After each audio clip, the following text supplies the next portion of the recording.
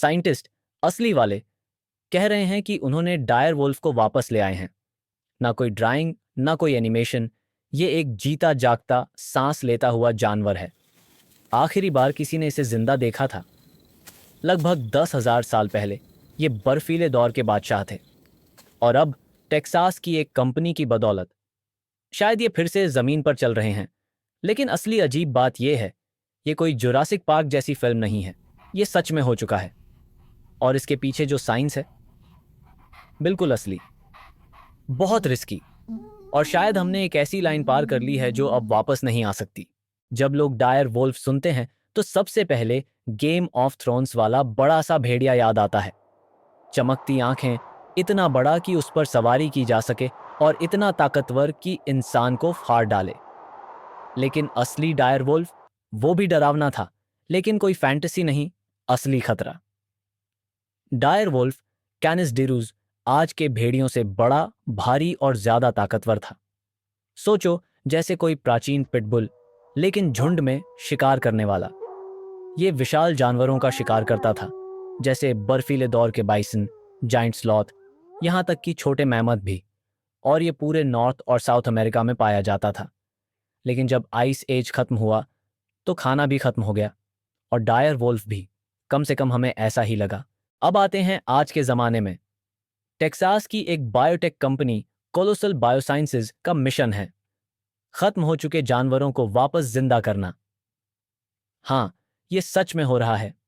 ये लोग पहले ही ऊनी मैमथ, टेस्मेनियन टाइगर और डोडो पर काम कर रहे हैं, और अब इनकी नज़र डायर वोल्फ पर है। इनकी टीम में बड़े नाम हैं, जैसे बेथ शापिरो, एक पेलियोजेनेटिस्ट, और सीईओ बेन लैम। लेकिन ये सब बस शो करने के लिए नहीं है। इनका कहना है कि ये सब कंजर्वेशन के लिए किया जा रहा है। इनकी दलील, अगर हम एक्सटिंक्ट जानवरों पर ध्यान दें तो एंडेंजर्ड जानवरों को बचा सकते हैं, जैसे कि अमेरिकन रेड वुल्फ, जो जंगल में सिर्फ 20 बचे हैं। सुनने में समझदार बात लगती है, लेकिन जब आप देखते हो कि इन्होंने असल में किया क्या है, तो फिर यह सब कंजर्वेशन जैसा महसूस नहीं होता। तो सवाल यह है, एक ऐसा जानवर जो 10,000 साल से मरा हुआ है, उसे वापस कैसे लाओगे? छोटा सा जवाब, नहीं ला सकते। कम से कम पूरी तरह से नहीं। डायर वुल्फ का डीएनए बहुत पुराना और टूटा हुआ है, इसलिए क्लोनिंग नामुमकिन है। तो फिर साइंटिस्ट्स ने क्या किया? फॉसिल्स से डीएनए के छोटे छोटे टुकड़े निकाले, एक दांत और एक पेट्रस बोन, जो खोपड़ी का सबसे सख्त हिस्सा होता है।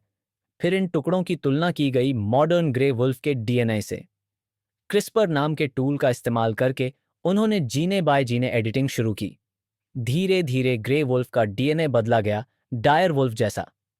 हर चीज कॉपी नहीं की जा सकती थी, लाखों फर्क थे, लेकिन उन्होंने जरूरी चीजों पर फोकस किया, जैसे जबड़े का आकार, फर की मोटाई, हड्डियों की मजबूती।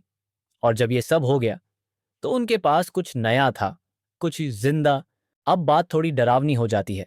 जब डीएनए तैयार हो गया तो साइंटिस्ट्स ने सोमैटिक सेल न्यूक्लियर ट्रांसफर का तरीका अपनाया, वही जो डॉली भेड़ को क्लोन करने के लिए इस्तेमाल किया गया था। डीएनए को डोनर एग में डाला और उन अंडों को घरेलू कुतियों में इम्प्लांट किया गया। फिर इंतजार किया गया, और जल्द ही 3 पिल्ले पैदा हुए, रोमुलस, रीमस और खलीसी। हाँ, वही पौराणिक और गेम ऑफ थ्रोन्स वाले नाम। लगता है साइंस का भी सेंस ऑफ ह्यूमर होता है। लेकिन ये पपीज, ये कुछ और थे।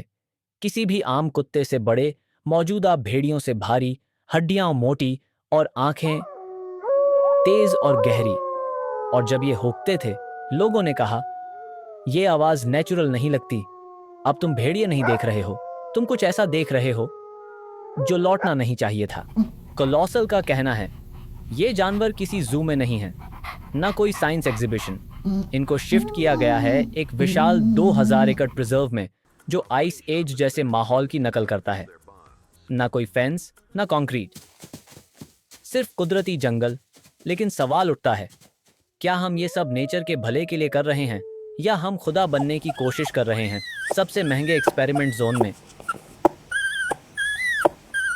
मान लो कि ये सब काम कर गया, डायर वुल्फ फिर से जिंदा हो गया, तो फिर आगे क्या?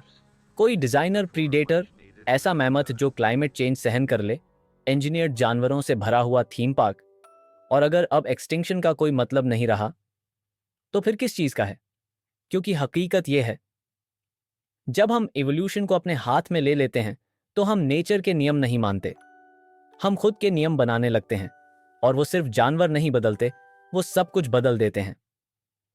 रोमुलस, रीमस, खलीसी, ये सिर्फ साइंस एक्सपेरिमेंट नहीं है, ये एक नई शुरुआत है, शायद कई आने वाली चीजों की शुरुआत।